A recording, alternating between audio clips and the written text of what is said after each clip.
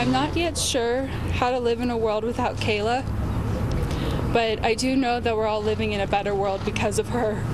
The world wants to be more like Kayla, and if that is her legacy and the footprint that she leaves on the world, then that is a wonderful thing. Relatives and friends of Kayla Mueller, the fourth American hostage killed by ISIS, in a rescue attempt. The president talked about that tonight.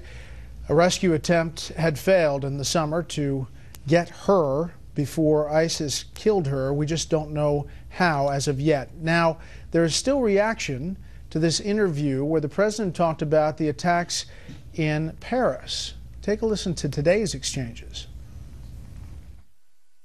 It is entirely legitimate for the American people to be deeply concerned when you've got a bunch of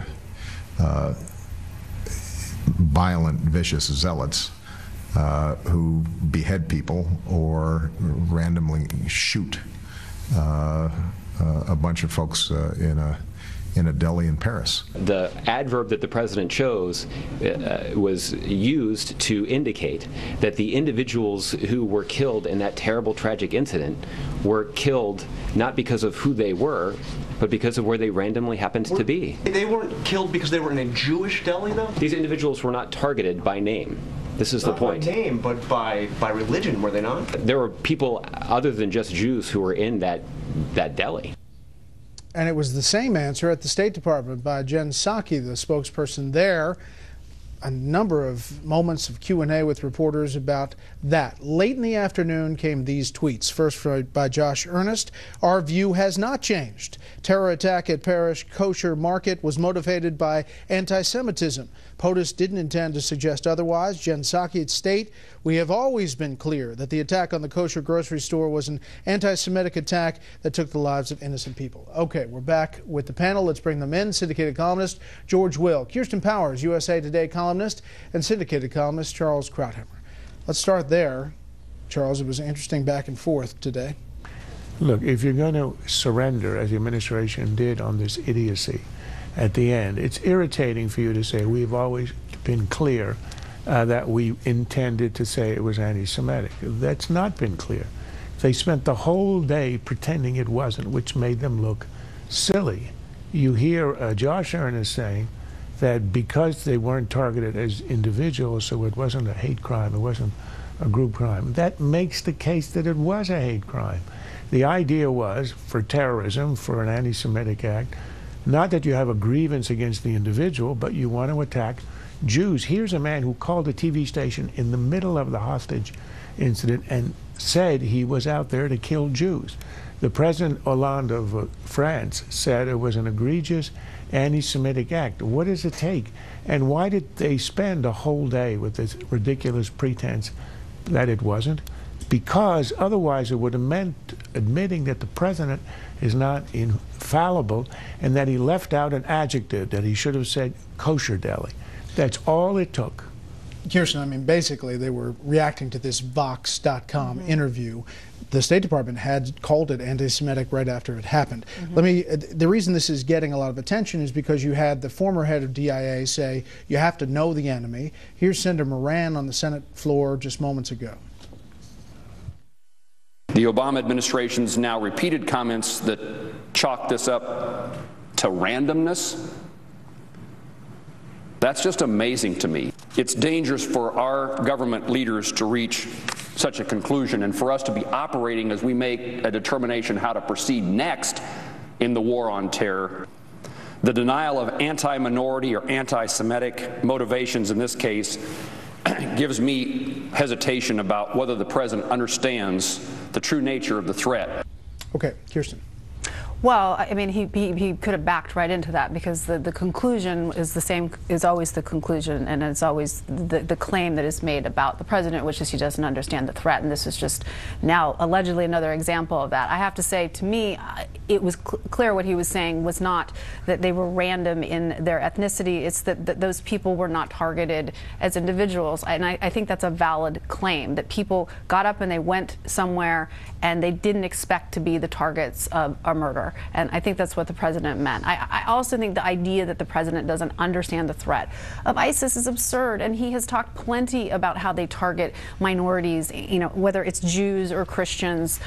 Could he talk about it more? Absolutely, no question. But I think that he understands the threat. He understands the threat of terrorism, or he wouldn't have expanded the drone war. He wouldn't have escalated the war in Afghanistan. I think this is somebody who does understand the threat. He just may not be responding the way people want him to. But you concede those tweets were kind of punting at the end of the day after a day of defending. They mishandled it. They should have from the outset just said, they should have reiterated they thought it was anti-Semitic. It clearly was, but what the president meant. And I think he means that terrorism creates a sense of random violence that you just don't know when it's going to hit. Yeah, terrorism is random violence. So in a sense, the attack on the cartoonist was not terrorism. That was an assassination. No, but that they went after specific people who they knew would be in a specific place at a specific time. That's not random violence. That's an attack. Mm-hmm. The president, we can now appreciate his affection for the teleprompter, because he gets in trouble partly because he is constantly tiptoeing through what he considers a semantic minefield. He doesn't want to say Islamic extremism. There are all kinds of things he doesn't want to say that just common sense would have you say. So when you're avoiding the obvious, it gets pretty nerve-wracking to speak. I mean, let's just remember, the big picture here is an American died. We don't know how she died, Kayla Mueller. ISIS is claiming that this Jordanian airstrike killed her.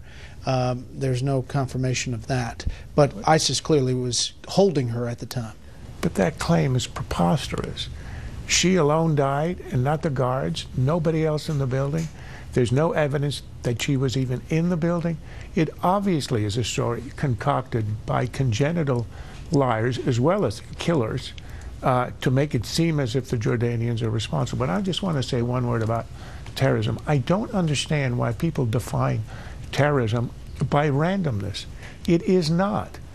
What defines a terror act is that the point of the violence, of the crime, is to make a political statement. It used to be called in the 19th century propaganda of the deed. If you believe it's randomness, then as George just says, then the attack on Charlie Hebdo wasn't a terrorist act or a bombing. That's not what I meant. When I say, but I think we do all agree, though, there is a sense, what terrorizing is creating a sense that people don't know when it's going to hit or who it's going to hit. Sure, and so it feels random to people. But they definitely targeted that neighborhood because they were Jewish. Exactly, but there's no way to know that. That's what I'm saying. It could be it could be anywhere. It could be anybody that they choose to target. It's not, it could be a Christian, it could be Muslims that they target. It is, in that sense, we don't know what individuals, we didn't know who was going to be in the towers that day. But everybody agrees that you never know if you're going to be the object of terror. What we're disagreeing about, and what the president will not admit, is that all of these acts, which appear to hit people randomly, have behind them the idea that they are honoring Allah. Of course. They're carrying out a religious ideology of the supremacy of Islam. And whether it's Americans, he refuses to say. Americans or Zionists or whatever they call them. But I do not hear in that comment him suggesting that he thinks this is a random, like some mass murderer who has no rhyme or reason. That is not how I heard that. But it's the essence of the term he uses, violent extremism. The essence of that is to make it sound as if it's extremism of any kind, anywhere, without any purpose, ideology, or political message. And that is not what's going on in the world. Next up, Jeb Bush fights the Common Core fight, and plenty of fighting on Planet Hillary.